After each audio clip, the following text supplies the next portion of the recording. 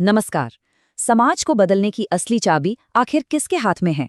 पंडित श्रीराम शर्मा आचार्य के विजन के हिसाब से देखें तो इसका जवाब एक पढ़ी लिखी महिला में छिपा है। तो आज हम इसी पावरफुल आइडिया को समझने वाले हैं कि कैसे एक महिला एक बेहतर कल की, एक बेहतर भविष्य की बुनियाद रखती है। चलिए इस एक लाइन से शुरुआत करते हैं। नारी ही मनुष्य की निर्मात्री है। सोचिए कितनी बड़ी बात है ये। यही वो विचार है जो इस पूरी सोच की नींव है। इसका सीधा सा मतलब है कि इंसानियत का जो भविष्य है ना, वो सीधा सीधा नारी के विकास के साथ जुड़ा हुआ है। तो अगर नारी ही मानवता की निर्माता है, तो फिर इसका लॉजिकल मतलब क्या हुआ?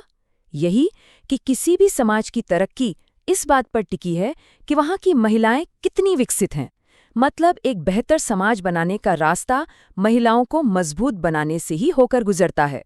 और ये बात तब और भी गहरी हो जाती है जब हम माँ को एक बच्चे की पहली टीचर के तौर पर देखते हैं।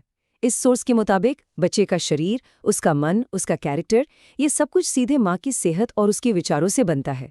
मतलब वो सिर्फ बच्चे को जन्म नहीं देती, बल्कि उसकी पूरी पर्सनैलिटी को गढ़ती है। इस स्लाइड में देखिए ये बात कितनी साफ हो जाती है। एक तरफ एक अस्वस्थ और अशिक्षित महिला जो शायद समाज में कमजोरियों का बीज बो दे, और दूसरी तरफ एक हेल्दी, एक विकसित महिला जो मजबूत और गुणी बच्चों के रूप में एक बेहतर समाज का बीज बोती है। सोर्स में एक बहुत ही पावरफुल मिसाल दी गई है। ऊसर खेत में अच्छी फसल उत्पन्न नहीं हो सकती।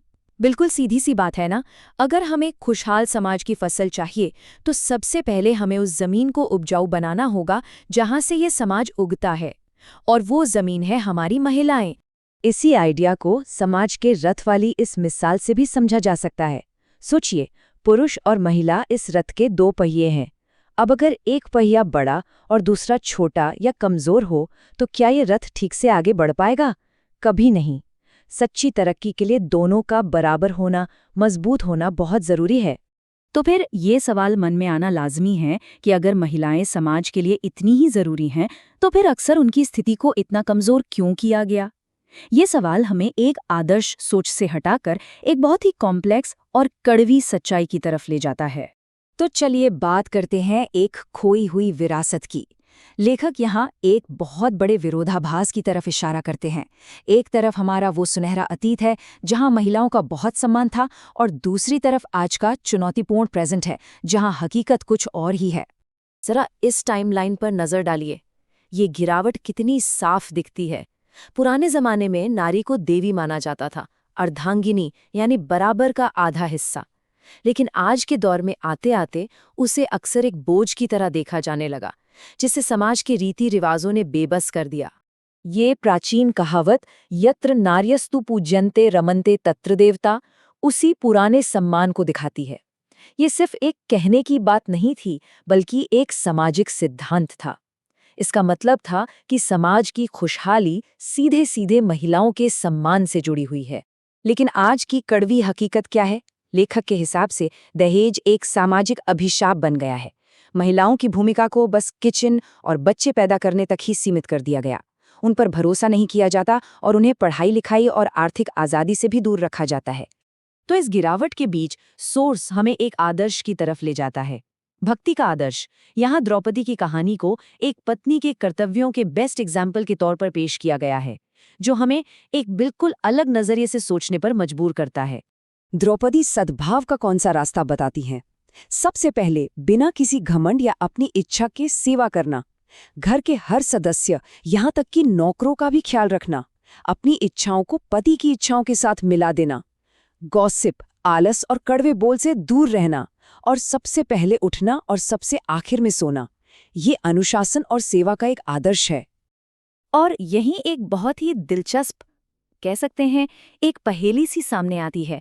एक तरफ पत्नी को अर्धांगिनी कहा गया है, यानी बराबर की पार्टनर, दोस्त, साथी, और दूसरी तरफ उसे एक समर्पित और आज्ञाकारी सेवक के रूप में भी देखा जाता है, जो खुद को पति के लिए न्योछावर कर दे। सवाल ये है कि ये दोनों भूमिकाएं एक साथ कैसे हो सकती हैं? तो अब सवाल ये उठता है कि इस कॉम्प्लेक्स विरासत को, इन अलग अलग विचारों को एक बेहतर भविष्य बनाने के लिए इस्तेमाल कैसे किया जा सकता है? ये सवाल हमें लेखक के फाइनल सॉल्यूशन की तरफ ले जाता है, और इसका जवाब मिलता है एजुकेशन में, एक नए दौर की शिक्षा में, लेखक के लिए समाज में नई जान फूंकने का सबसे बड़ा औजार शिक्षा ही है, और इस क्रांति की कमान महिलाओं के हाथों में होनी चाहिए।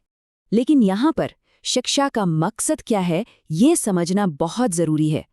लक्ष्य पश्चिम की नकल करना नहीं है, बल्कि सुगृहिणी बनाना है, यानी ऐसी बेहतरीन होम मेकर्स जो एक मजबूत देश की आर्किटेक्ट हों। मतलब एजुकेशन उन्हें उनकी सांस्कृतिक भूमिकाओं में और ज्यादा मजबूत बनाए, उन्हें त्यागे नहीं। इसके लिए एक खास तरह का सिलेबस भी बताया गया है।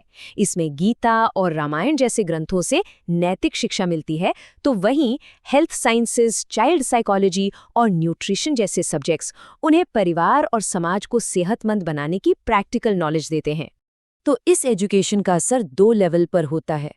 एक, ये महिला को अपना घर बहुत अच्छे से चलाने की समझ देती है, और दूसरा, ये उसे समाज के नैतिक विकास में एक अहम भागीदार बनाती है। घर की मजबूती ही तो देश की मजबूती बनती है। सोर्स में एक कहावत है, जिसके हाथ में पालने की डोरी है वही संसार का उद्धार करता भी है। मतलब जो हाथ पालना झुलाते हैं, असल में वही हाथ दुनिया पर राज करते हैं। ये लाइन एक शिक्षित माँ के जबरदस्त प्रभाव को पूरी तरह से बयां कर देती है। तो इसका सीधा फायदा क्या होता है? एक पढ़ी लिखी महिला बोझ नहीं रहती, बल्कि तरक्की में पार्टनर बन जाती है। वो परिवार की सेहत, पैसे और संस्कारों सबको मजबूत करती है। और यहीं से एक पॉजिटिव साइकिल शुरू हो जाता है, जो पूरे देश को ऊपर उठाता है। शिक्षित महिलाएं संस्कारी बच्चों को बड़ा करती हैं। ये बच्चे मिलकर एक बेहतर समाज बनाते हैं, और एक बेहतर समाज से ही एक मजबूत देश बनता है। और आखिर में लेखक अपनी बात को एक ऐसे पॉइंट पे लाते हैं जो बहुत ही बोल्ड है, और शायद आज भी बहुतों को क्रांतिकारी लगे। देश में कन्याओं की शिक्षा पर लड़कों की शिक्षा से अधिक बल दिया जाए।